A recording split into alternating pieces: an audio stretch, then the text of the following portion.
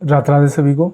आशा है आप सब कुशल मंगल होंगे और कंप्यूटर अनुदेशक की तैयारी में लगे होंगे।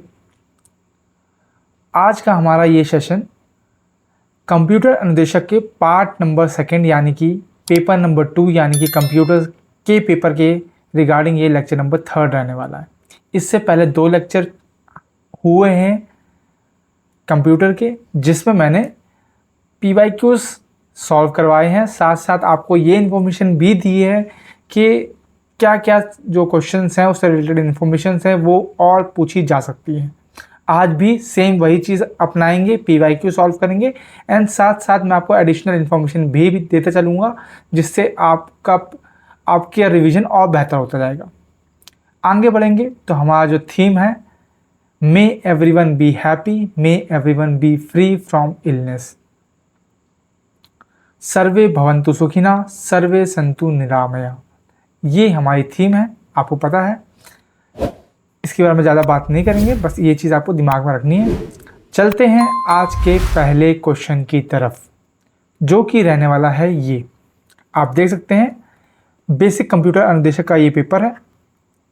क्वेश्चन पूछता है, what will be the post order traversal of a binary tree T if pre-order and in-order traversal of T are given by A, B, C, D, E, F, B, A, D, C, F, E respectively। यानी कि आपसे post order traversal पूछ रहा है कि इन जो 4 option है इनमें से कौन सा जो है बाइनरी ट्री का पोस्ट ऑर्डर ट्रावर्सल होगा। जहाँ पे हमें प्री ऑर्डर दे रखा है, ये आपका जो है ये प्री ऑर्डर है और ये आपका इन ऑर्डर है। समझ रहे? यहां पर मैं लिख लेता हूं पहले एक बार, प्री ऑर्डर और इन ऑर्डर, और आपको निकालना है पोस्ट ऑर्डर। ठीक है,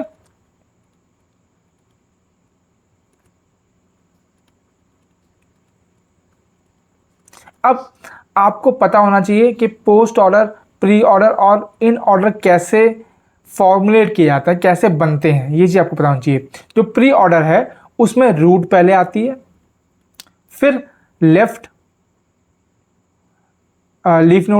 नोड आती है, फिर राइट नोड आती है। इस ऑर्डर में रहता है प्री ऑर्डर। इन ऑर्डर की बात करें, इन ऑर्डर में रूट बीच में आएगी और यहाँ पे लेफ्ट नोड आएगी, यहाँ पर राइट नोड आएगी। तो आप समझ सकते हैं, देखो यहाँ पर रूट पहले है, यानी कि ए हमारी रूट है। अगर ए हमारी रूट है, अगर हम इसको यहाँ पर देखें तो आपको सीधा आइडिया मिल जाएगा, रूट ये है तो इधर वाला लेफ्ट नोड होगी, इधर वाली राइट नोड होगी। ठीक है, इसको इन दोनों के अनुसार आपको पहले बाइनरी ट्री बनाना है, फिर उसको जो है पोस्ट ऑर्डर में कन्वर्ट करना है। ये चीज आपको ध्यान रखना। ठीक है, तो बनाते हैं बाइनरी ट्री। देखो ए रूट होगी, ए हमारी रूट हो गई। ठीक है, अब ए के लेफ्ट में क्या है, बी है। ए के लेफ्ट में क्या है, बी है। ए के राइट में क्या है, डी है।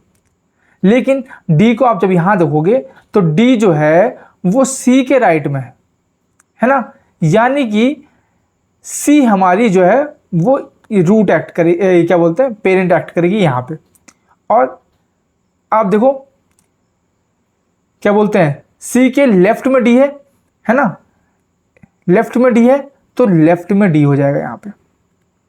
सेम चीज एफ ई को देखो तो यहां पे देखो ई के बाद है एफ, है ना, और आपको यहां समझ में आ रहा होगा कि जो एफ है वो ई के लेफ्ट में है, तो यहां पे ई हमारा पेरेंट हो जाएगा और एफ जो है वो लेफ्ट में आ जाएगा। तो ये हमारा ट्री बन गया, बाइनरी ट्री। अब हमें निकालना है पोस्ट ऑर्डर। तो पोस्ट ऑर्डर हम कैसे निकालते हैं, यहां पे मैं समझा देता हूं आपको। हमारा ट्री कुछ ऐसा था, A B C D E F, ये ट्री बनाना आना चाहिए आपको। अब पोस्ट ऑर्डर में क्या होता है, पोस्ट ऑर्डर में लेफ्ट नोड आती है, फिर राइट नोड आती है, फिर रूट आती है। रूट जो है सबसे आखिरी में आती है। ये ऑर्डर आपको फॉलो करना पड़ता है। अब मैं जिस हिसाब से करता हूं, मैं जिस ट्रिक से करता हूं वो मैं आपको बताता हूं।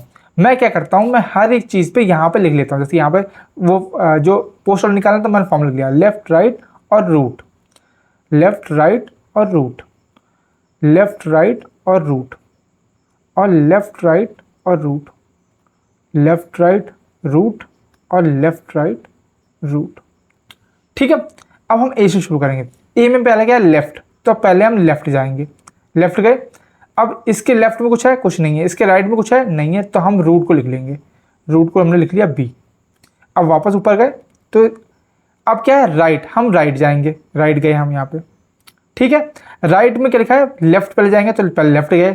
अब डी पे आए, डी के लेफ्ट में कुछ है, कुछ नहीं है, डी के राइट में कुछ है, कुछ नहीं है, रूट है, तो हम सीधा डी को लिख लेंगे। फिर हम वापस ऊपर गए राइट में, राइट में जाना है हमें, तो राइट में हम गए।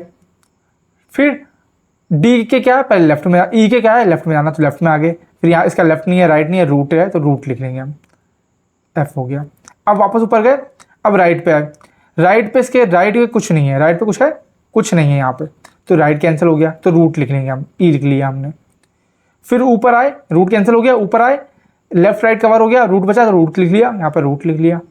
फिर वापस ऊपर आए, ए बचा, इसका भी लिख लिया। तो ये हमारा जो है ये ऑर्डर हो गया पोस्ट ऑर्डर। ठीक है, इस तरह से आपको करना है। अगर प्री ऑर्डर पूछता है तो प्री ऑर्डर में भी सेम चीज अपना लोगे, वहां पे क्या हो जाएगा, वहां पे प्री ऑर्डर में क्या होगा, left right, root left right हो जाएगा। ठीक है, इस तरह से मैं सॉल्व करता हूं, तो मुझे कभी भी जो है दिक्कत नहीं होती, कभी भी मेरा आंसर गलत नहीं होता है, ये चीज आपको ध्यान रखना। तो answer would be option number A. ठीक है, आगे आए, आगे आते हैं। अगला है statement, consider the following statement regarding the key. ठीक है, ये भी देखो आप बेसिक का ही है और प्रीवियस ईयर है, तो याद था।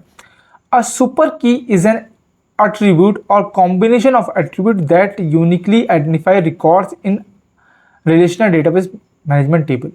तो एक सुपर की जो है वो यूनिक होती है, तो ये बिल्कुल सही बात है। ठीक है, a candidate key is a subset of super key, ये भी बिल्कुल सही बात है। थर्ड ऑप्शन देखिए, all super keys are candidate keys but vice versa is not true. अब देखो, अगर आपने इसको ध्यान से नहीं पढ़ा होगा तो आप ये यहाँ गलती कर जाएंगे। क्यों? क्योंकि ये स्टेटमेंट जो है वो उल्टी है। एक्चुअल में स्टेटमेंट क्या होनी चाहिए कि all candidate keys are super keys. ठीक, कैंडिडेट की जो है वो सबसेट होती है, मतलब पहले सुपर की आएगी आपकी और सुपर की के अंदर होती है आपकी कैंडिडेट की। तो कैंडिडेट की जो है वो सबसेट होती है सुपर की। तो ऑल कैंडिडेट की आर सुपर की, बट उसका वाइस वर्सा जो है वो ट्रू नहीं होता, but vice versa is not true. तो आप देखेंगे यहां पे क्या है, इन्होंने उल्टा कर दिया, सुपर की ये कर दिया, तो ये स्टेटमेंट हो गया गलत। तो answer would be option number D 1 and 2। तो ये चीज आपको समझनी है। सुपर की डायग्राम में सबसे ऊपर होगी, सुपर की के अंदर आती है। ठीक है, प्राइमरी की भी इसके अंदर आती है, ये चीज़ समझो। प्राइमरी की तो कैंडिडेट की से ही बनती है ना, ये चीज़ आप समझो, है ना। सारी कीज के बारे में आपको नॉलेज होनी चाहिए। ठीक है, आगे आते हैं अगले क्वेश्चन पे। अगला क्वेश्चन बोलता है identify the most accurate statement about the application of XML.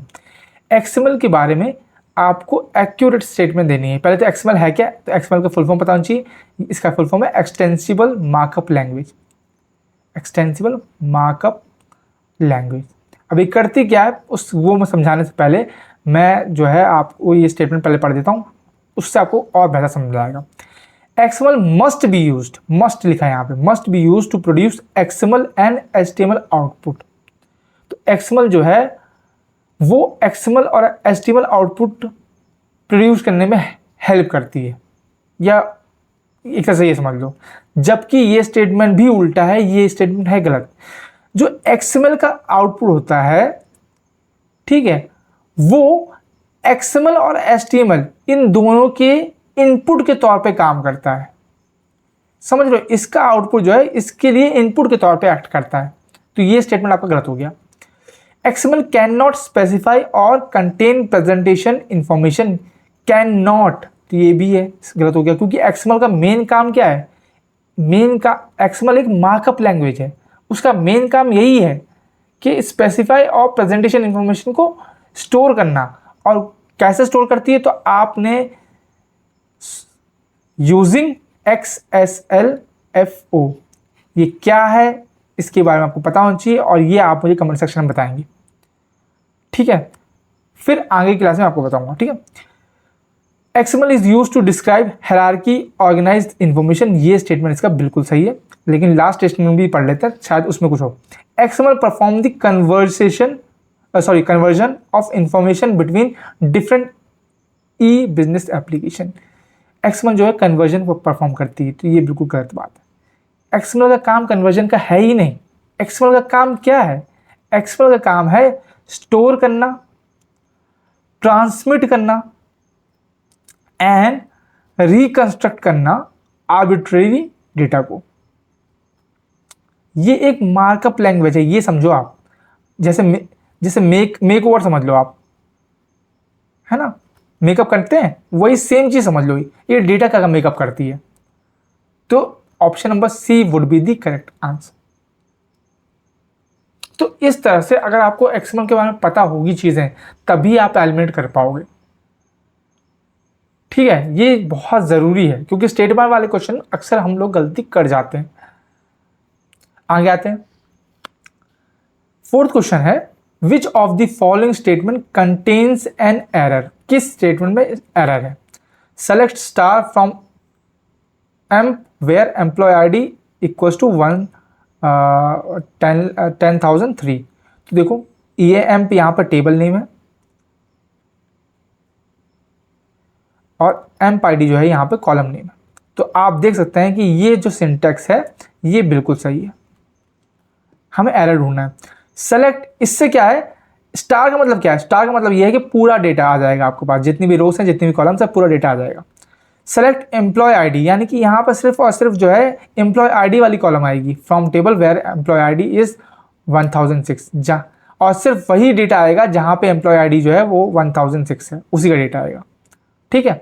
Select amp ID from amp, यानी कि टेबल नेम है, तो यानी कि एम्प्लॉय ID में जितनी भी डेटा है, जो एम्प्लॉय ID मतलब कॉलम होगी, तो जो पूरी कॉलम है जिसमें जितनी भी रोज होंगी वो पूरा डिस्प्ले हो जाएगा। आगे आते हैं, select employee ID where emp ID equals to 10,009 and last name equals to Geller. ये स्टेटमेंट सही होता, बट यहां समझो ना, आपने एम्प्लॉय ID का डेटा मांगा, लेकिन आपने क्या स्पेसिफाई किया कि टेबल कौन सा है? टेबल नेम तो दिया ही नहीं भाई, समझ रहे हो। ये स्टेटमेंट सब सही कब होता है? जहां पर यहाँ पर इसके बाद लिखते हैं from table name, from amp, तब ये स्टेटमेंट सही होता है। लेकिन यहाँ पर टेबल नेम ही मेंशन नहीं किया, तो कहाँ से डेटा दिखाएगा? तो ये एरर शो करेगा। तो यही हमारा जो है एरर है, ठीक है। ये चीज आपको समझनी है। आगे आते हैं, अ black hole in DFD is, DFD में ब्लैक होल क्या होता है? अब DFD क्या होता है पहले ये समझते हैं। तो DFD का फुल फॉर्म याद रखना है आपको, उसका फुल फॉर्म है डेटा फ्लो डायग्राम,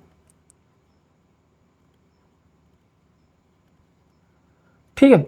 ये एक तरह की डेटा को रिप्रेजेंट करने की जो है, आप कह लो क्या प्रोसेस है, या फिर डेटा को हम किस तरह से रिप्रेजेंट कर सकते हैं, विजुअल रिप्रेजेंटेशन, उसके एक मेथड को DFD बोलते हैं। अगर मैं इसको डिफाइन करूं तो it is a visual representation, visual representation of data flow या फिर information flow, information flow through a process और सिस्टम। और आप पता होगा इसमें हम लोग जो है शेप्स का यूज़ करते हैं, जैसे ये हो गया शेप, पैरेललोग्राम हो गया, ये हो गया काइट वाला शेप हो गया, है ना, इन सब का इस्तेमाल करते हैं, ठीक है। और इससे होता क्या है, एक्चुअल में जो प्रॉब्लम है, पहली बात तो वो पता चल जाती है कि कहाँ पर दिक्कत है, और प्रॉब्लम जब पता चल गई तो हम एफिशिएंसी बढ़ा सकते हैं और बेटर प्रोसेसेस डेवलप कर सकते हैं, इसलिए DFD का यूज़ होता है। और अगर मैं DFD की थोड़ी यहाँ पे और बात कर लूँ मैं आपको, तो यहाँ पे आप देख सकते हैं data flow diagram. Data flow diagram यानी कि DFD refers to graphical representation of data. इसके कुछ बेसिक एलिमेंट्स होते हैं, जैसे सर्कल रिप्रेजेंट करता है प्रोसेस को। यहाँ पे आप देख सकते हैं ये ओपन रेक्टेंगल है, ये डेटा स्टोर को रिप्रेजेंट करता है। रेक्टेंगल जो है एंटिटी और टर्मिनेटर को डिनोट करता है, और जो एरो है वो डेटा फ्लो को डिनोट करता है। जैसे कि आप देख सकते हैं ये एरो यहाँ से यहाँ तक है, मतलब यहाँ से यहाँ डेटा फ्लो हो रहा है। वहीं एक रोम्बस होता है, ये रिप्रेजेंट करता है डिसीजन या फिर आउटकम्स को, ठीक है। और फिर पैरेललोग्राम होता है, तो वो इनपुट डेटा को रिप्रेजेंट करता है। तो ये बेसिक चीज़ है। दो तरह के डीएफडी होते हैं, फिजिकल डीएफडी और लॉजिकल डीएफडी। फिजिकल डीएफडी जो है वो शो करता है how data flow is implemented in the actual system. वहीं लॉजिकल डीएफडी जो है वो shows how data flow in the system, ठीक है। लॉजिकल से आप समझ सकते हैं। बाकी ये ये 0 लेवल 1 लेवल 2 लेवल है, ये आपके लिए इंपॉर्टेंट नहीं है, इसको आपको नहीं पढ़ना है, ठीक है। ये चीज़ आपको बेसिक ध्यान रखनी है। अब आते हैं क्वेश्चन पे। क्वेश्चन ने पूछा था कि ब्लैक होल डीएफडी में क्या होता है, a data store with no inbound flows या a data store with only inbound flows, यहाँ पर डैश है, a data store with more than 1 inbound flows. तो याद ना, ब्लैक होल जो है वो एक डेटा स्टोर होता है जिसमें इस data store with only inbound flows, ठीक है। उसमें इनबाउंड फ्लो के अलावा और कुछ नहीं होगा। ये चीज आपको याद रखनी है, ब्लैक होल क्या होता है, ठीक है। आगे आते हैं। In Excel 2016 if you want to insert 3 columns between column G and column H you would, तुम क्या करोगे? Select column G and right click and select insert for 3 times, select column H and right click and select insert for 3 times, select column E, F and G and right click and select insert for 3 times, या फिर select column D, E and F and right click and select insert for 3 times। अब आपको ये चीज़ समझनी है, जैसे columns कैसे होती हैं, ऐसी होती हैं A B C D E F G S H, ऐसे होती हैं कॉलम्स। अगर आपने एक्सेल शीट देखी होगी तो, ठीक है। याद रखना है, जब भी आप कॉलम को कहीं भी इंसर्ट करना चाह रहे हैं, मतलब कि आप मान लो सी और डी के बीच में इंसर्ट करना चाह रहे हैं, ठीक है, तो आपको कॉलम डी पे सिलेक्ट करके राइट क्लिक करना है और फिर सिलेक्ट इंसर्ट करना है। इससे जो है कॉलम जो है इसके बीच में आ जाएगी। वैसे ही जब कॉलम जी और एच के बीच में आपको करना है, यहाँ पे इंसर्ट करनी है एक और कॉलम, तो आपको एच पे माउस रख के, आइकन रख के राइट क्लिक करना पड़ेगा एंड इंसर्ट करना पड़ेगा 3 बार, तब ये जो है इंसर्ट यहाँ पे होगा। इंसर्ट हमेशा कॉलम जो है पहले तभी होती है जब हम उसके बाद का जो कॉलम है उस पर क्लिक करते हैं। तो ये चीज़ आपको समझनी है। Select column H and right click and select insert for 3 times, ये चीज़ आपको ध्यान नहीं, यहाँ पे कंफ्यूज नहीं होना, ठीक है। अब क्वेश्चन ये है मेरा कि मान लो मुझे रो इंसर्ट करनी है, ये मेरी रो है, ये 1 सेकेंड और थर्ड, तो मुझे जो है सेकेंड और थर्ड के बीच में यहाँ पे एक रो इंसर्ट करनी है, तब मुझे क्या करना होगा, ये आपको क्वेश्चन, ठीक है। कमेंट सेक्शन में मुझे ज़रूर बताइएगा क्या करेंगे, ओके। आगे आते हैं। An IP packet has arrived with first 8 bits as 01 4010, which of the following is correct? The number of hops this packet can travel is 2, the total number of bytes in header is 16 bytes, the upper layer protocol is ICMP, या फिर the receiver rejects the packet. अब देखो 8 bit I हैं अपने पास, जो शुरू की 4 bit होती है ना, मैं आपको बता देता हूँ, जो शुरू की 4 बिट होती है ना भाई, वो बताती हैं कि आप जो है जो इंटरनेट प्रोटोकॉल है उसका कौन सा वर्जन इस्तेमाल कर रहे हो, वर्जन बताती है। और जो आखिरी की 4 बिट्स होती हैं ये आपका हेडर लेंथ को रिप्रेजेंट करती हैं, समझ रहे हो? तो आप देखो 0 1 2 यानी 2 की पावर 2 यानी कि 4, यानी कि आपका जो IP वर्जन है वो IP वर्जन 4 है। ठीक है, ये चीज़ समझ में आ गया। अब आप जो है हेडर की लेंथ को कैसे कैलकुलेट करते हैं वो बताता हूँ मैं आपको, कि लेंथ को कैसे कैलकुलेट करते हैं। तो उसका फॉर्मूला होता है बिट्स डेसिमल वैल्यू इंटू 4। ये याद रख लो, ये काम आने वाला है। जो IPv4 होता है, वर्जन 4 होता है, उसमें मिनिमम जो है, जो क्या बोलते हैं, मिनिमम वैल्यू हो सकती है वो 1111 यानी कि 15 हो सकती है। ठीक है, और IPv4 में जो हेडर की लेंथ होती है, याद रखना, वो 20 से 60 बाइट्स के बीच में होती है। ठीक है, अगर मैं इसकी निकालना चाहूँ तो इसमें देखो हेडर की लेंथ क्या दे रखी है आपके 0010, यानी कि 2 की पावर 0 2 की पावर 1, तो यानी कि 2 की पावर यानी कि ये 2 के बराबर है। अगर मैं हेडर की लेंथ निकालूँ यहाँ से तो बिट्स डेसिमल वैल्यू कितनी है, 2, 2 इंटू 4 यानी कि 8, और 8 क्या 20 और 60 के बीच में है? नहीं है, इसलिए जो है रिसीवर पैकेट को रिजेक्ट कर देगा। ये चीज आपको समझनी, ठीक है। कई लोगों को ये चीज मतलब पहली बार में समझ में नहीं आएगी। क्यों? क्योंकि भाई देखो, पैकेट को समझना, किस तरह से वो सेंड होता है, किस तरह से रिसीव होता है, उसमें टाइम लगता है। जब आपने क्या बोलते हैं, जो प्रोटोकॉल्स वगैरह हैं वर्किंग उनकी पढ़ी नहीं है, बट अभी मैं आपको बेसिक सिंपल तरीके से समझाया मैंने कि भाई ये समझो कि शुरू के जो 4 बिट्स होते हैं वो वर्जन बताते हैं, जो आखिरी के 4 बिट्स होते हैं वो हेडर की लेंथ बताते हैं। आपको कुछ नहीं चेक करना, आपने देख लिया कि IPv4 है, वर्जन 4 है, तो वर्जन 4 में जो हेडर की लेंथ होती है वो 20 से 60 बिट होती है। आपको चेक करना है कि जो हेडर की लेंथ आई है, क्या वो इसके बीच में लाई कर रही है कि नहीं कर रही। अगर लाई कर रही है तब तो पैकेट पहुंच जाएगा, अगर लाई नहीं करेगी तो रिसीवर जो है वो पैकेट को रिजेक्ट कर देगा। सिंपल सी बात है, इतनी बात समझनी थी, ठीक है। अब आते हैं अगले क्वेश्चन पे। अगला क्वेश्चन है the correct statement regarding wifi and WiMAX technology is और आर। आपको बताना है कि निम्नलिखित में से कौन सा जो कथन है वो वाईफाई और वाईमैक्स के बारे में सही है। उससे पहले आपको वाईफाई और वाईमैक्स का फुल फॉर्म पता होना चाहिए, क्योंकि क्वेश्चन फुल फॉर्म से बनते हैं। वाईफाई का फुल फॉर्म होता है wireless fidelity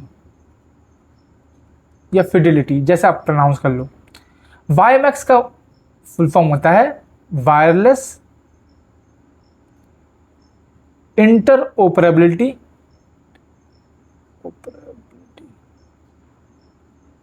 for microwave access.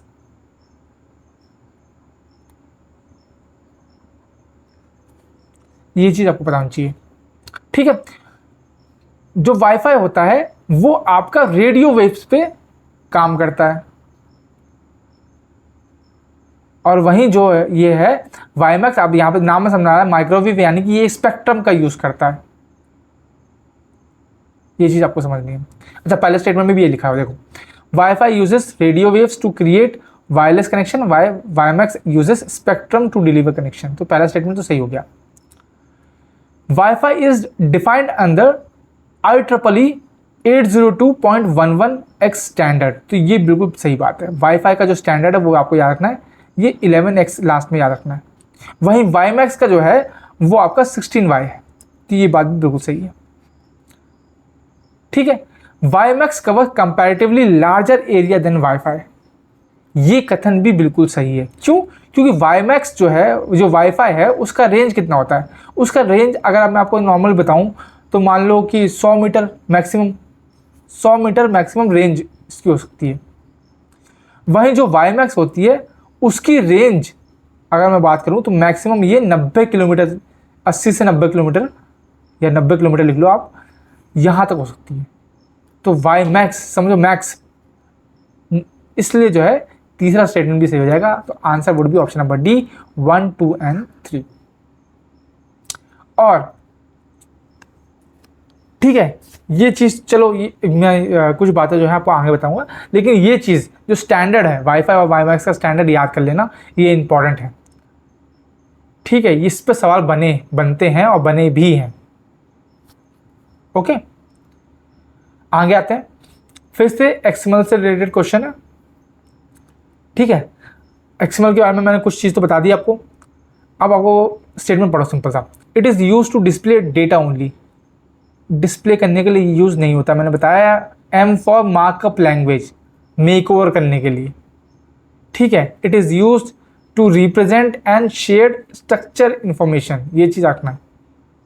ठीक है, डिस्प्ले, डेटा को डिस्प्ले करने का काम जो है वो HTML का है। ठीक है, तो पहला स्टेटमेंट तो गलत हो गया। अगर पहला गलत हो गया तो ये कट गया, ये कट गया। ठीक है, दूसरा तो देखो, दूसरा तो अपने आप सही हो गया और चौथा भी अपने आप सही हो गया। दूसरा और चौथा जो है वो अपने आप सही हो गया। अब हमें तीसरा चेक करना है। ठीक है, X path is use to store IP address of server. X path जो है वो IP एड्रेस सर्वर का स्टोर करने का काम आता है। तो ये बात बिल्कुल गलत है, क्योंकि एक्स पाथ का जो काम है वो क्या है? It is use to store the address, yes, it is used to address, sorry, it is used to address your documents by specifying a location path, specifying a location path।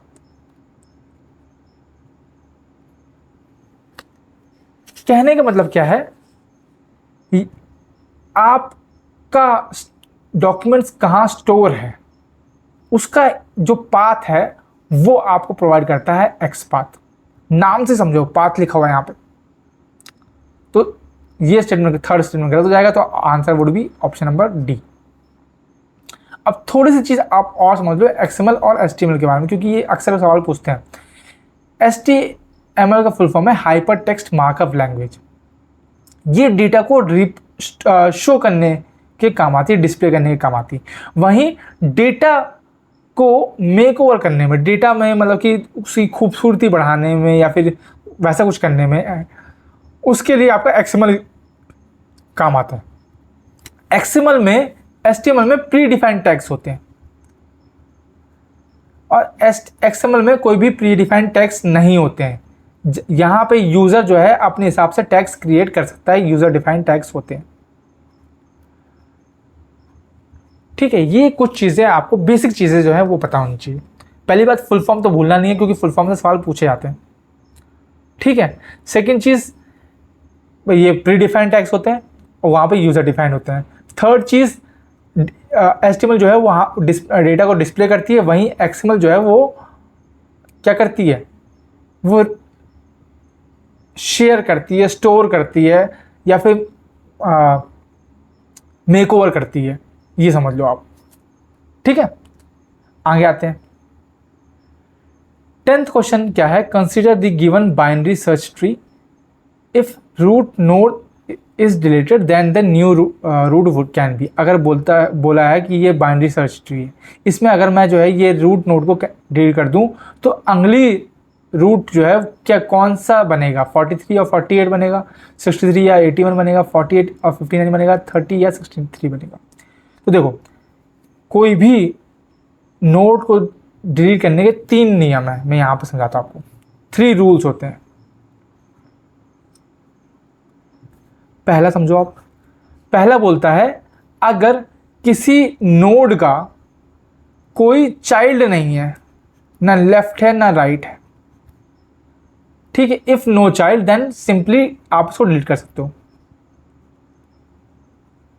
अगर कोई बेटा नहीं है तो। सेकंड चीज, second rule बोलता है कि इफ ओनली वन चाइल्ड, अगर एक चाइल्ड है तो सबसे पहले डिलीट करने से पहले आपको then connect the child subtree to its grandparent, child subtree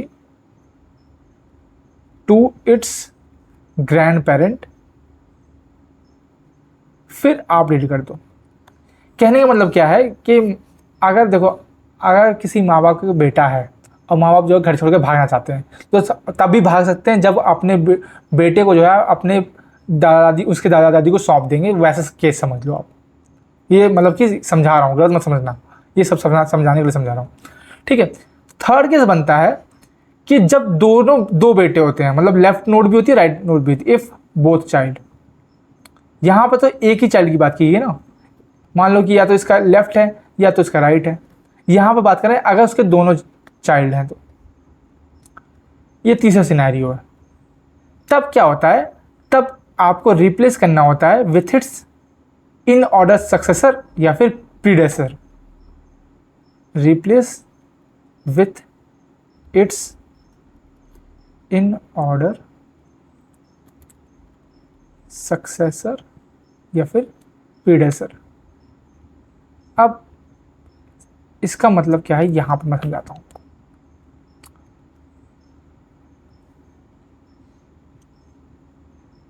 successor का मतलब है, replace it with in order successor का मतलब है जो minimum node of right sub tree है उससे रिप्लेस कर दो। राइट सब ट्री याद रखना है, मैं जो जो जो चीज बता रहा हूं याद रखना है। प्रीडेसर का मतलब क्या है, क्योंकि जो मैक्सिमम नोड है ऑफ लेफ्ट सब ट्री उससे रिप्लेस कर दो।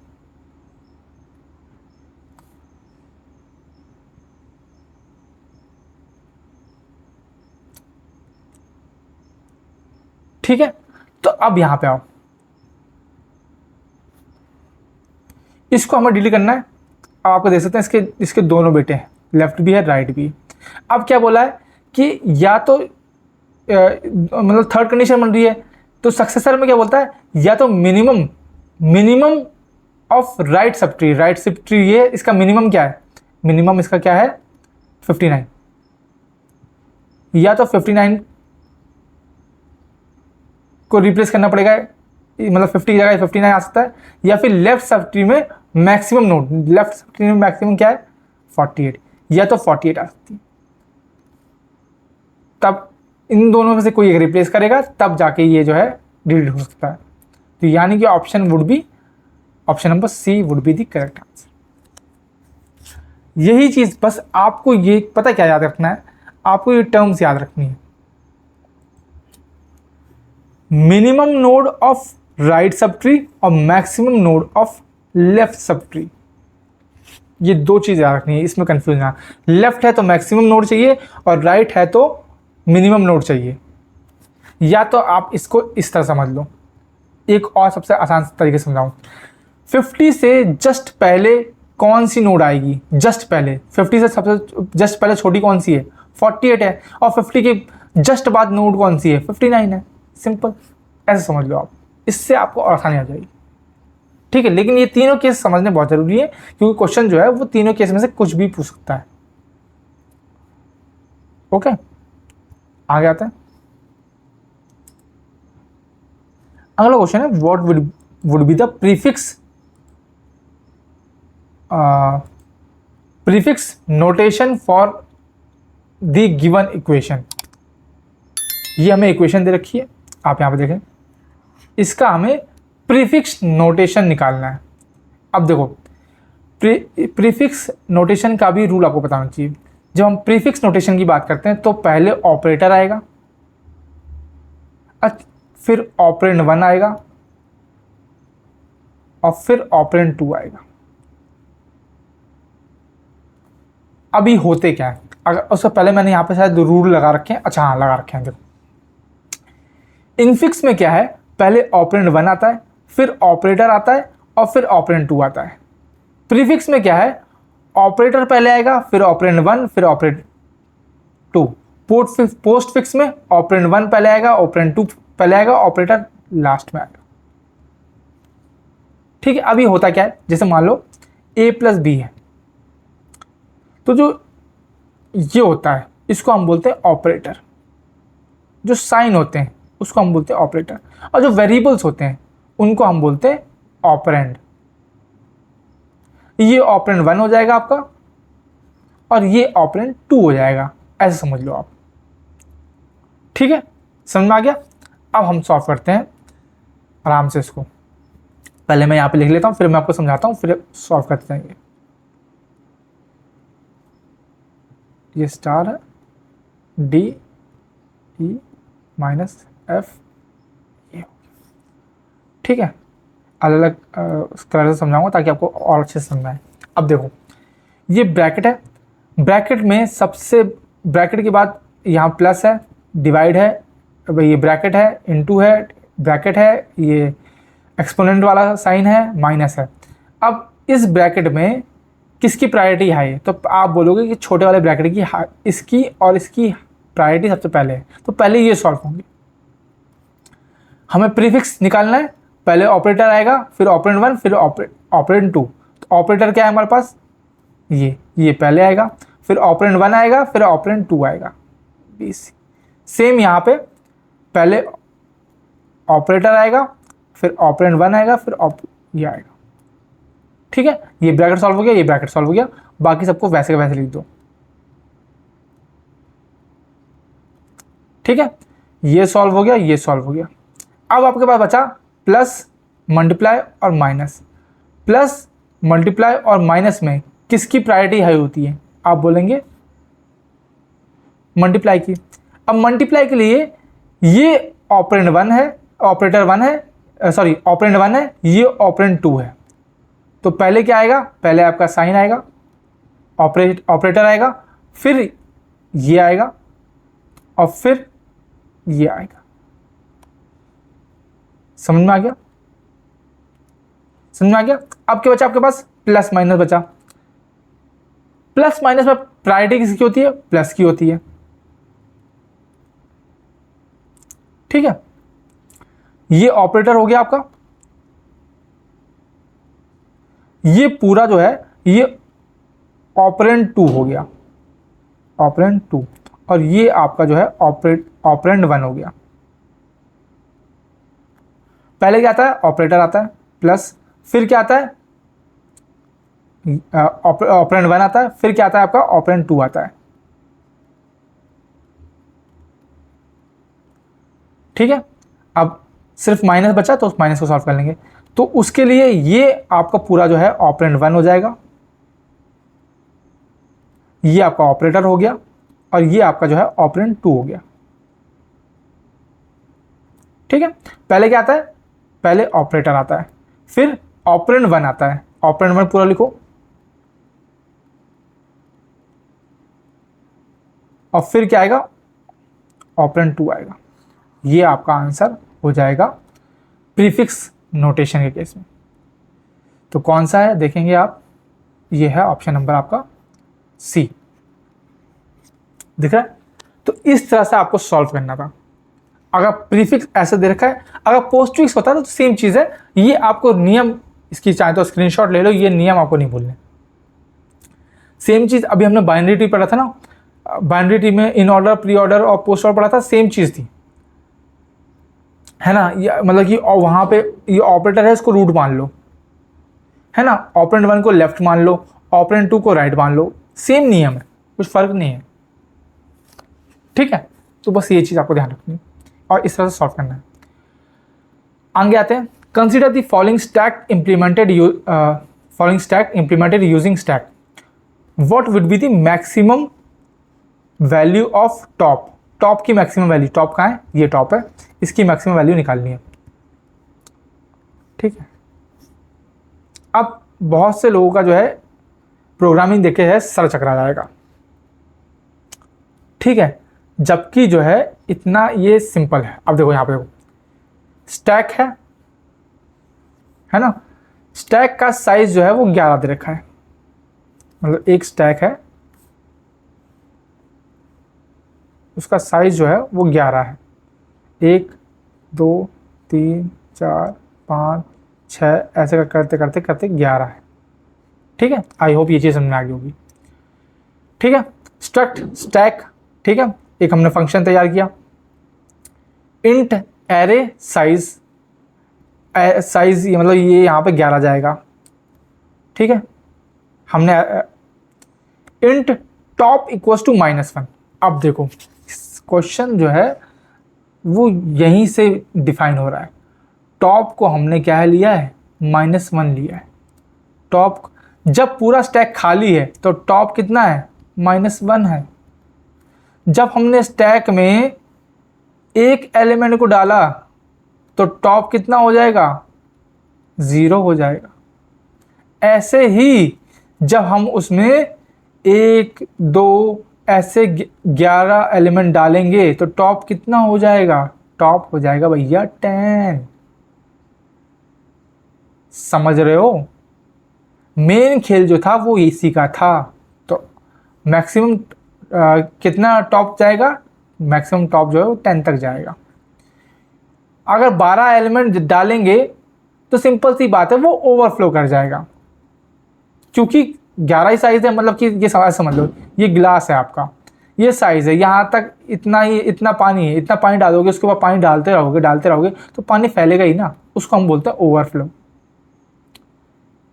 जब स्टैक का जितना साइज है उससे ज़्यादा हम जो है उसमें एलिमेंट डाल रहे हैं तो वो ओवरफ्लो करता है। हमें ओवरफ्लो नहीं करवाना यहाँ पे, ठीक है। वैसे देने की जरूरत भी नहीं थी, पर फिर भी आपको समझना चाहिए था, ठीक है। अब कई लोग जो है गलती इसमें, क्योंकि 11 साइज देख के जो है 11 टिक कर देंगे, यही यहाँ पे गलती है, क्योंकि टॉप का साइज जो है वो -1 से शुरू हो रहा है। समझ रहे हो, ये चीज़ आपको ध्यान रखनी है। इतना ईजी था, इतना हार्ड नहीं था, ये सिर्फ समझना था। आगे आते हैं। What will be the output of the following in MS Excel equals to LCM 5735। Simple है, फंक्शन जो है एलसीएम निकालेगा। एलसीएम किसका निकालेगा, 5 7 और 35 का। तो 5 7 और 35 का एलसीएम कितना आता है, 35 आता है। तो सिंपल फॉर्मूला है ना। अगर पता है ये तो जैसे मतलब आपको पता भी नहीं है कि भाई ये एक्सेल में कौन से फॉर्मूले क्या काम करते हैं, नहीं पता है, ठीक है। लेकिन जब आंसर दिख रहा है तो आप समझो भाई एलसीएम जो है, मैथ में एलसीएम क्या है, एलसीएम ही काम करता होगा। समझ रहे हो। दिक्कत कब आती, दिक्कत तब आती जब यहाँ पे ऑप्शन में कुछ वैसा दिख देता कि क्या बोलते हैं, एरर दे देता या फिर कुछ वैसा दे देता, तो आपको समझ में आता है यार क्या पता ये फॉर्मूला जो है कहीं कुछ गड़बड़ तो नहीं है ना, कहीं हल्का बहुत सिंटेक्स में कोई गलती तो नहीं है, तब दिक्कत आती। लेकिन जब यहाँ पे 4 ऑप्शन दे ही रखे हैं भाई, तो मतलब सिंपल सी बात है कि आंसर तो हमारा निकल रहा है, लेकिन आंसर क्या निकल रहा है वो समझो ना। एलसीएम बोला तो 5 7 और 35 का एलसीएम ही निकलेगा। तो 5 7 और 35 का एलसीएम कितना होता है, 35 होता है। समझ रहे हो। तो बेसिक कंप्यूटर अनुदेशक में जो है वो क्वेश्चन जो पूछे गए हैं वो मतलब उसी लेवल के पूछे गए हैं कि आप कर सको, अगर आप खुद को कंफ्यूज नहीं करते हो तो। आगे आते हैं। If 3 threads are trying to share a single object at the same time, which condition will be arrive at the scenario। मतलब कि 3 threads हैं, 3 प्रोसेस हैं, P1 P2 और P3। मान लो एक ऑब्जेक्ट है, ऑब्जेक्ट मतलब उसमें मान लो 3 लोग हैं और ये कंघी है, कंघी मान लो, तीनों को जो है कंघी इस्तेमाल करनी है सेम टाइम पे, एक ही टाइम पे, क्योंकि तीनों को बाहर जाना है। तो ऐसी कंडीशन को क्या बोलते हैं, ऐसी कंडीशन को बोलते हैं रेस कंडीशन, ठीक है। ये चीज़ आपको समझनी है। मतलब आप थोड़ा सा मतलब कि थोड़ा सा सिनेरियो को रियल लाइफ में अगर जोड़ के देखोगे तब भी आप सॉल्यूशन कर लोगे, ओके।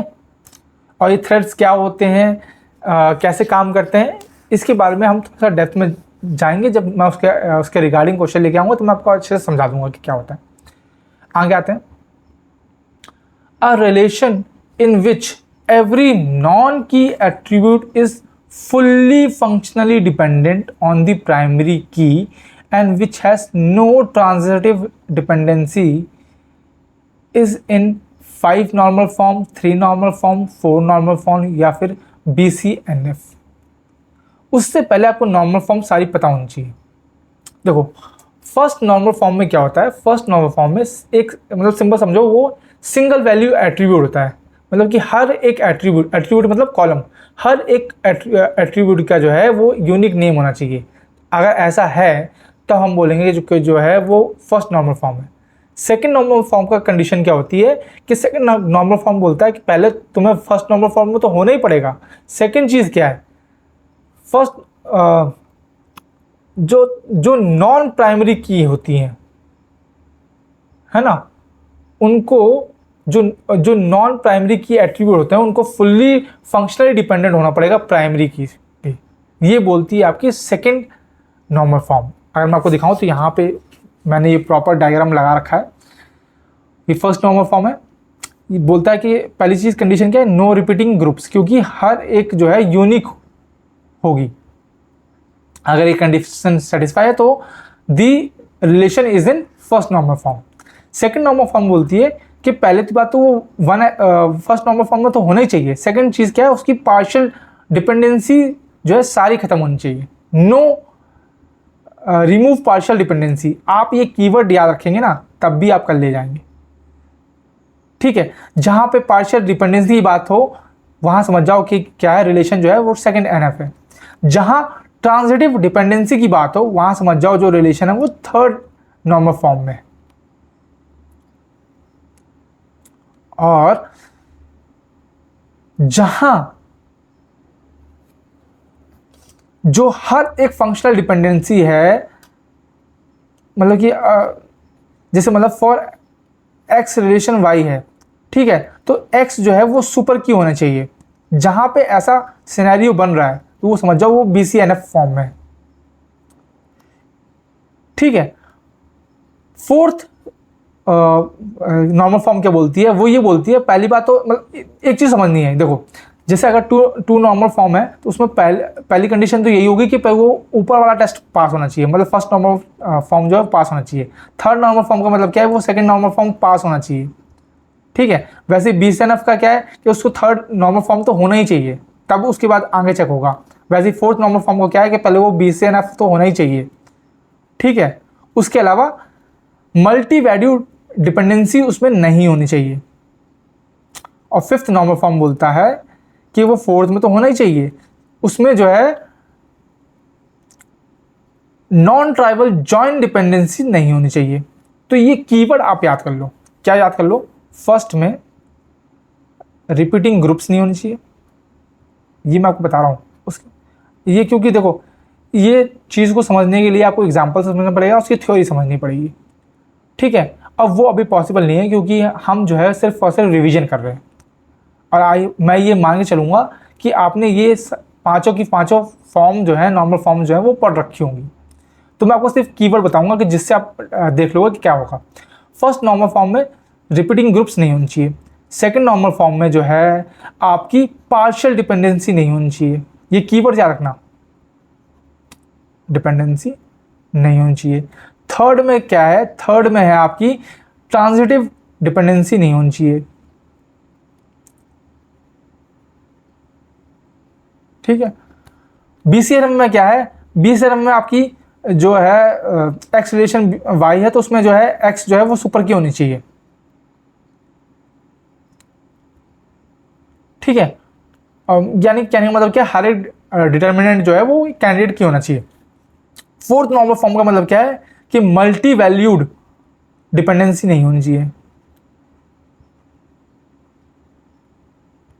ये टर्म याद कर लो। फिफ्थ मतलब क्या है, नॉन ट्राइवियल जॉइंट डिपेंडेंसी नहीं होनी चाहिए।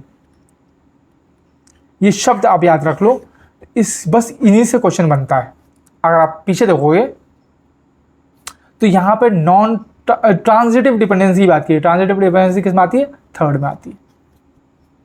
इस तरह से आपको सॉल्व करना, ठीक है।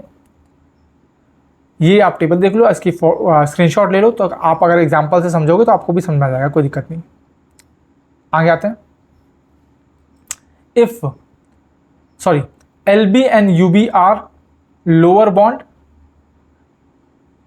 bound and upper bound of a linear array LA, consider the following algorithm: repeat for k equals to LB to UB, apply process to LA bracket में k exit the algorithm dash the array LA, short, searches, traverse या फिर merge। तो आपको बताना है कि algorithm actually में कर क्या रहा है। आप अब समझो, जो LB है वो लोअर बाउंड है, जो UB है वो आपकी अपर बाउंड है। अब LA जो है वो आपका एरे है और एरे के अंदर के यूज हो रहा है, यानी कि के जो है वो वेरिएबल है। ठीक है, अब के जो है वो लोअर बाउंड से अपर बाउंड जा रहा है, यानी कि के जो है वो बेसिकली इंडेक्स का काम कर रहा है। अब मैं एग्जांपल देकर समझाता हूँ। जैसे मान लो कि LA में आपके पड़े हैं 1 5 6 0 मान लो और 9 मान लो। ठीक है, ये पड़े हैं एलिमेंट। ओके, यहां पर सबसे छोटा कौन सा है?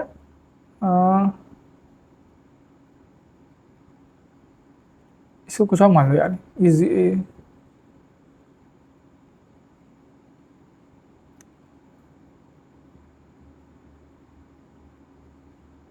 सॉरी, ये जो है आपका ये लोअर बाउंड हो गया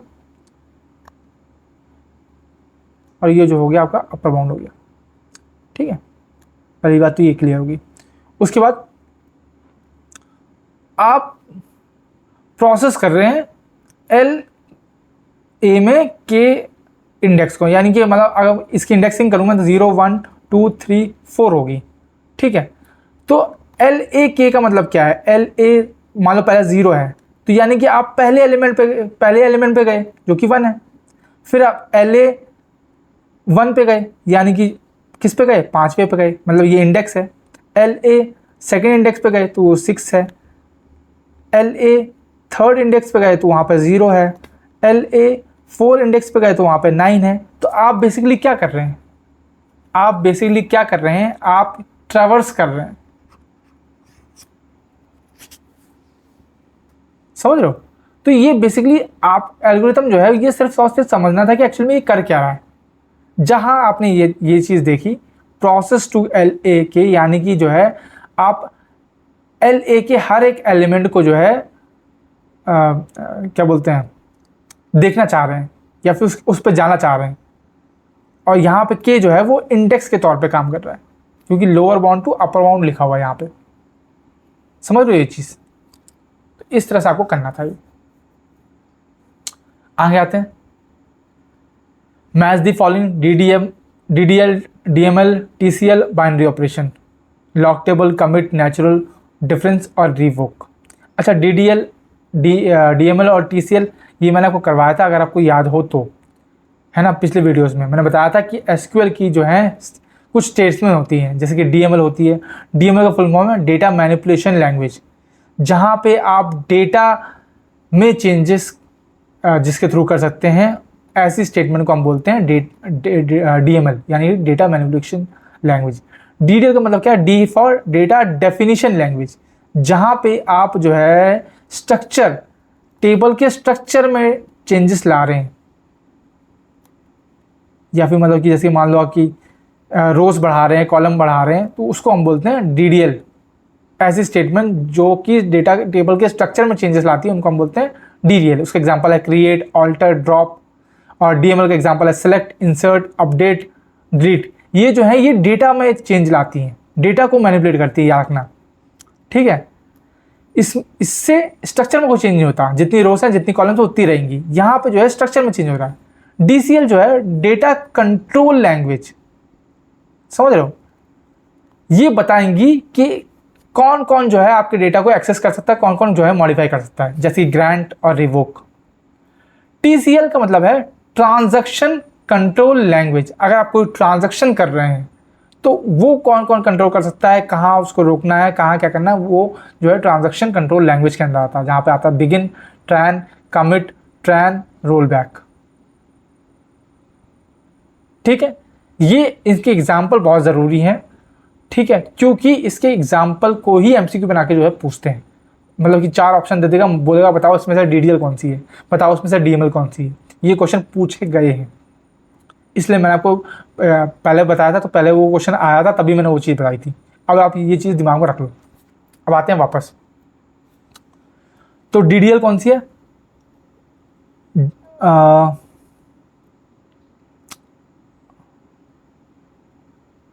बाइनरी ऑपरेशन आपका तो पहली बात तो नेचुरल डिफरेंस हो गया।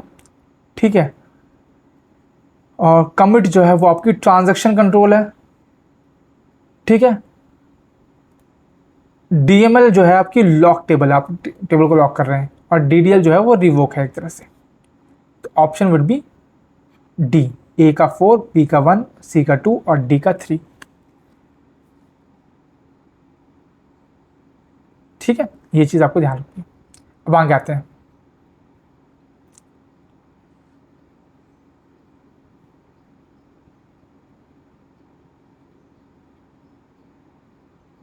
अच्छा, ये सॉरी सॉरी, ये चीज़ यहाँ पे मिस्टेक होगी। ये DCL होगा, डेटा कंट्रोल लैंग्वेज। रिवोक जो है वो डेटा कंट्रोल लैंग्वेज है। ठीक है। DDL में क्या आता है आपका? DDL में आएगा आपका क्रिएट, ऑल्टर, ड्रॉप या फिर ट्रंकेट। ये सब जो है, ये सब किस में आएंगे? DDL में आएंगे। ठीक है, आगे आते हैं। In a tuple relational calculus P1 implies P2 equal to, ये जो है ये implies का साइन है। इसका मतलब क्या होता है? देखो, P1 implies P2 जो है एक कंडीशनल स्टेटमेंट है जो बोलती है कि दैट इज, मतलब जो conditional statement that is only false,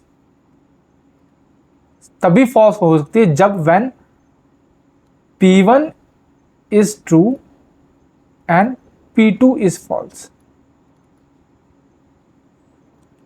अब इसका क्या मतलब है?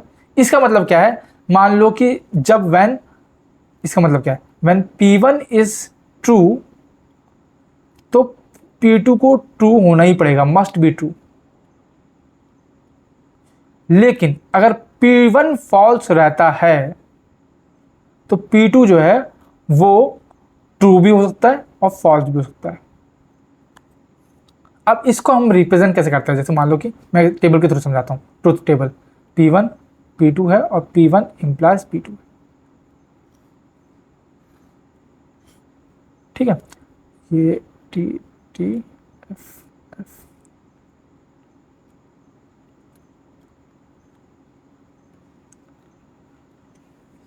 ठीक है, देखो P1 ट्रू है, P2 भी ट्रू है, तो आंसर ट्रू रहेगा। लेकिन P1 ट्रू है और P2 फॉल्स है तो आंसर फॉल्स रहेगा। क्यों? क्योंकि P1 अगर ट्रू है तो P2 को ट्रू रहना ही पड़ेगा, अगर नहीं है तो आंसर फॉल्स रहेगा। ठीक है, P1 फॉल्स है तो P2 कुछ भी हो सकता है, ट्रू होगा तब भी ट्रू है और फॉल्स होगा तब भी ट्रू है। ये बोलता है P1 implies P2। अब आपसे पूछा है कि ये किसके बराबर होता है, तो ये जनरल स्टेटमेंट है, इसका पता होना चाहिए। ये बराबर होता है आपके इसके, ये जो है ये नेगेट का साइन है और ये जो है ये और का साइन है। किसका है? और का। ये और का होता है, ये एंड का होता है। अब ये कैसे है ये मैं आपको बताता हूँ। नेगेट का मतलब क्या है कि P1 जो है वो पूरा फॉल्स है। यहाँ पर लिखता हूँ मैं, नेगेट का P1 का मतलब है तो P1 जो है पूरा फॉल्स। ठीक है, ओके। अब इसका मतलब क्या है? और, यानी कि ये ऐसे मान लो P1 और P2। ठीक है, यानी P1, सॉरी,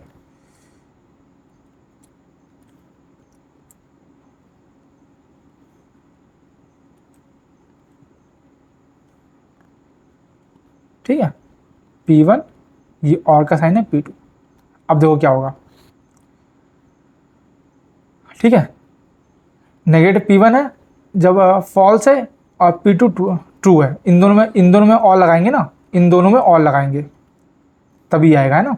तो देखो, और क्या बोलता है कि अगर दोनों में से एक भी कंडीशन ट्रू है तो आंसर ट्रू रहेगा, अगर दोनों फॉल्स है तभी फॉल्स रहेगा। तो देखो, एक फॉल्स है एक ट्रू है तो आंसर ट्रू होगा, एक फॉल्स है दूसरा फॉल्स है तो आंसर क्या होगा? फॉल्स होगा। एक फॉल्स है दूसरा ट्रू है तो आंसर क्या होगा? ट्रू होगा। एक फॉल्स है तो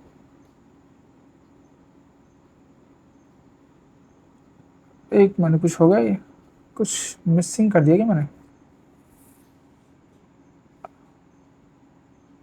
सॉरी सॉरी सॉरी, नेगेटिव का मतलब क्या है? अच्छा, ये फॉल्स, ये उल्टा हो गया ना इसका। सॉरी सॉरी सॉरी, नेगेटिव का मतलब क्या है? रिवर्स।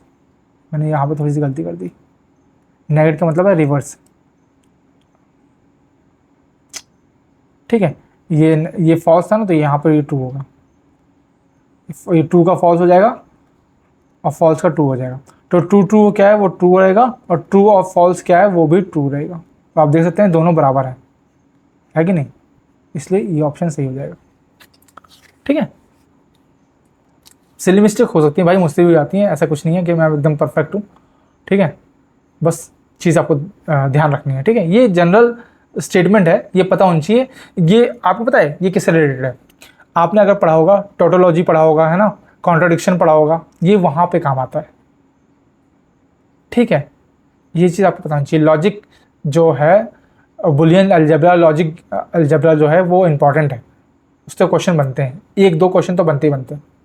ठीक है, आगे आते हैं।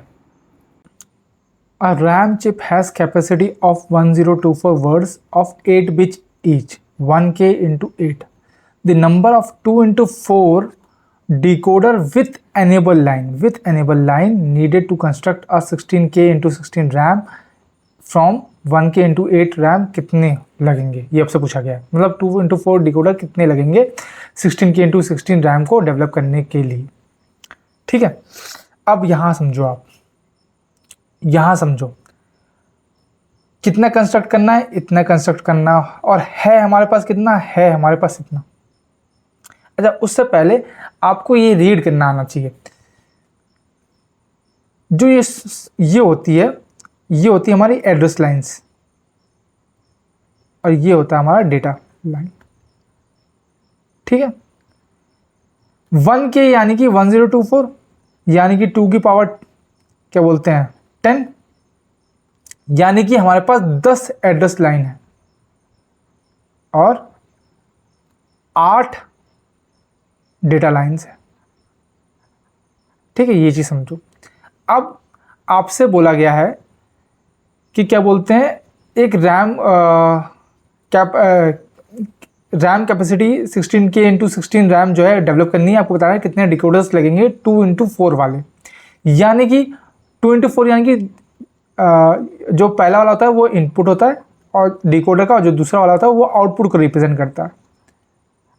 ठीक है, विथ अ इनेबल लाइन, एक इनेबल लाइन भी है। मतलब कि आपका डिकोडर कुछ इस प्रकार का है कि 4 आउटपुट शो हो रहे, 2 इनपुट है प्लस एक इनेबल लाइन है। ठीक है, इस तरह का आपका डिकोडर है। ठीक है, अब तो सिंपल सी बात है, क्या बोलते हैं, रिक्वायरमेंट क्या है, रिक्वायरमेंट है आपकी 16K into 16 की, है ना, और है कितना हमारे पास, कैसे लिखूँ मैं, कैपेसिटी कितनी है अपनी, कैपेसिटी है आपकी 1K into 8 की। तो पहली बात, नंबर ऑफ एड्रेस लाइन कितनी हो जाएंगी, एड्रेस लाइन यानी कि पहली वाली 16K upon 16 यानी कि 1K यानी कि 16 एड्रेस लाइन हो जाएंगी। ठीक है, 16 एड्रेस लाइन हो जाएंगी। अब आप समझना, ठीक है, 16 एड्रेस लाइन हो जाएंगी यानी कि हमारे पास 2 into 4 का डिकोडर है, यानी कि 4 आउटपुट जो है दे रहा है एक डिकोडर, 4 आउटपुट। हमें चाहिए कितना, हमें चाहिए 16 चाहिए। तो 16 के लिए हमें कितने लगेंगे, तो हमें लगेंगे कितने, 4 डिकोडर लगेंगे हमें 16 के लिए। ये बात क्लियर आ गई। बट इसके हिसाब से 4 आंसर होना चाहिए, 4 आंसर नहीं होगा। क्यों? क्योंकि साथ में एक एनेबल लाइन भी तो है मेरे भाई। अगर देखो 4 डिकोडर आपके लगे हैं, ऐसे 4 डिकोडर मान लो आप, ठीक है,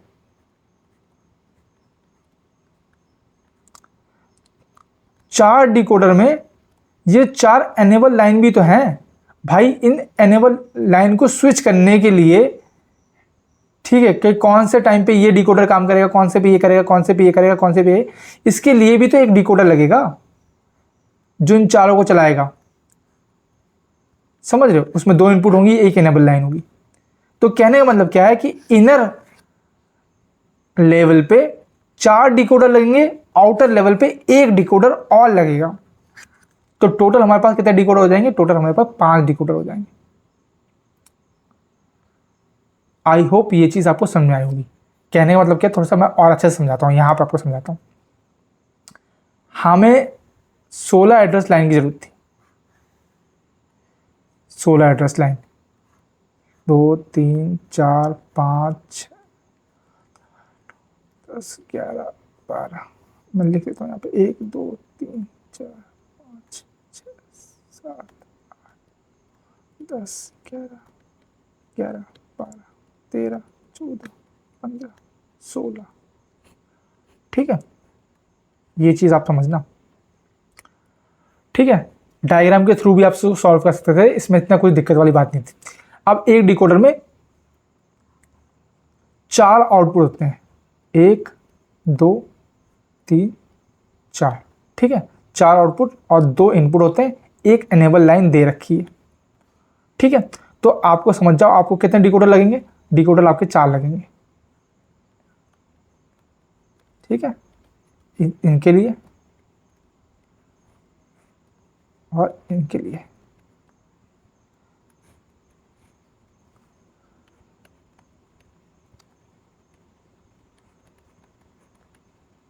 थोड़ी ड्राइंग खराब है, लेकिन आप समझ सकते हैं कि क्या है। लेकिन देखो, ये डिकोडर तो इनको संभाल रहे हैं, लेकिन भाई ये एनेबल लाइन भी तो है, 4 एनेबल लाइन होगी। अब ये 4 एनेबल लाइन को कंट्रोल करने के लिए कि भाई कौन से टाइम पे ये डिकोडर 1 काम करेगा, कौन से पे डिकोडर 2 काम करेगा, तीसरा चौथा जो है कौन से कब कौन सा काम करेगा, उसके लिए जो है एक और जो है डिकोडर यहाँ पे लगेगा, जिसका आउटपुट जो है वो इनके एनेबल लाइन से जुड़ा होगा। समझ रहे हैं?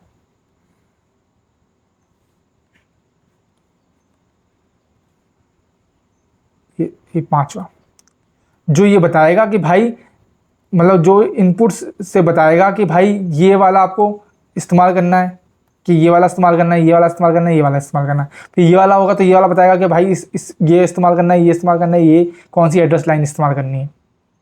समझ रहे हो? तो इनर सर्कल में 4 होंगे और आउटर सर्कल में भी 1 लगेगा ड्यू टू एनेबल लाइन। तो इसलिए टोटल जो है 5 डिकोडर्स यहाँ पे लगेंगे। ठीक है, बस यही चीज़ मुझे आपको समझानी थी। इसको आप फॉर्मूले के थ्रू कर सकते हैं तो फॉर्मूले के थ्रू कीजिए, या वैसे नॉर्मल समझ के कर सकते हैं तो नॉर्मल समझ के कीजिए। सिंपल है, कॉन्सेप्ट जो है सिंपल डिकोडर का लगा है। ठीक है, ये बस इतनी चीज थी। आगे चलते हैं, आते हैं आज के लास्ट क्वेश्चन पे। ठीक है, लास्ट क्वेश्चन पूछता है what will be the output list after completing first pass of bubble shot on input. ये इनपुट दे रखा है, आपको बताना है कि पहले पास में बबल शॉट जो है वो किस तरह का दिखेगा। अब बबल शॉट होता क्या है, तो आपको पता है शॉटिंग करने का एक तरीका है जिसमें जो है हम जो है बगल वाले से कंपेयर करते हैं। अगर वो छोटा होता है तो हम स्वैप छोटा होता है तो स्वैप नहीं करते हैं, अगर बड़ा होता है तो स्वैप करते हैं। ठीक है, ये बेसिक फंक्शनैलिटी है, ये आपको पता होना चाहिए। मैं यहाँ पर आपको समझाता हूँ। क्या था, पहले 32 था, लिख लेता हूँ मैं यहाँ पे 32 51 27 85 66। 32 51 27 85 66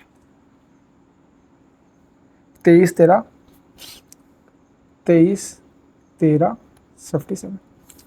अब हम बात करेंगे फर्स्ट पास की। सबसे पहले पास में कैसे काम करेगा ये आपको फर्स्ट पास। ठीक है, फर्स्ट पास के पहले स्टेप में 32 जो है 51 से खुद को कंपेयर करेगा।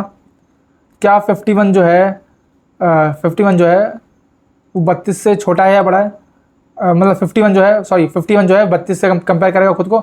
51 जो है 32 जो है वो 51 से छोटा है, आप बोलेंगे यस। अगर छोटा है तो ये नो, यहाँ पर स्वैप नहीं होगा, नो स्वैप।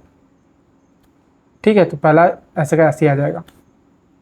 ठीक है, फिर जो है 27 जो है 51 को 51 से कंपेयर करेगा। क्या 51 जो है 27 से बड़ा है, आप बोलेंगे हाँ। अगर है तो स्वैप हो जाएगा, यानी कि 27 यहाँ पे आ जाएगा, 51 यहाँ पे आ जाएगा। तो ये आपका कुछ ऐसा दिखेगा। ठीक है, अब 51 जो है अगला कौन सा है 85। 85 जो है 51 से कंपेयर करेगा, क्या 51 जो है 85 से छोटा है? आप बोलेंगे हाँ, तो वो स्वैप नहीं होगा। ठीक है, आगे आगे 66 जो है 55 से कंपेयर करेगा खुद को, क्या वो 85 छोटा है? नहीं है, तो क्या होगा? स्वैप। ठीक है, ये ऐसा मान लो स्वैप होगा। स्वैप होगा तो 66 यहाँ पे आ जाएगा, 85 यहाँ पर जाएगा, और उससे पहले के पहले तो वैसे ही लिखे रहेंगे। ठीक है, अब किसकी बारी है? अब 23 की बारी है ना। 23 जो है 85 जो है 23 से छोटा है? नहीं है, तो फिर स्वैप होगा। 23 यहाँ आ जाएगा, 85 में आ जाएगा। अब यहाँ क्या है? 13 है कि नहीं? 13 से 85 का कंपैरिजन होगा, क्या छोटा है? तो नहीं है, तो फिर से स्वैप होगा। तो ये 13 यहाँ पे आ जाएगा, 85 यहाँ पे आ जाएगा।